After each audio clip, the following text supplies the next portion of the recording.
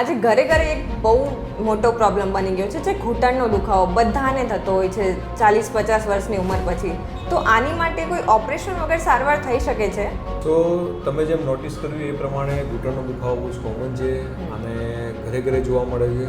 શરૂઆતમાં patient physiotherapy કરાવે, દવા લે, અલ્ટિમેટલી એ લિમિટેડ સમય માટે કામ કરે અને પછી એ લોકોને સલાહ મળી હતી કે હવે તમે ઘૂંટણનો સાંધો બદલાવી નાખો.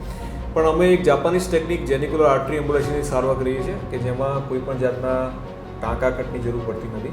જેમ આપણે હાર્ટની એન્જિયોગ્રાફી કરીએ છીએ એવી જ રીતે ઘૂંટણની એન્જિયોગ્રાફી કરી અને સ્પેશિયલ એક મેડિસિન્સ આવે છે એમ્બ્યુલાઇઝિંગ પાર્ટિકલ ઇન્જેક્ટ કરીને જ્યારે આપણે ઇન્જેક્ટ કરીએ છીએ એટલે તમારા ઘૂંટણની અંદર જે સોજો હોય વાની પ્રોસેસ અટકી જાય અને પેશન્ટને પેઇનમાં રિલીફ થાય.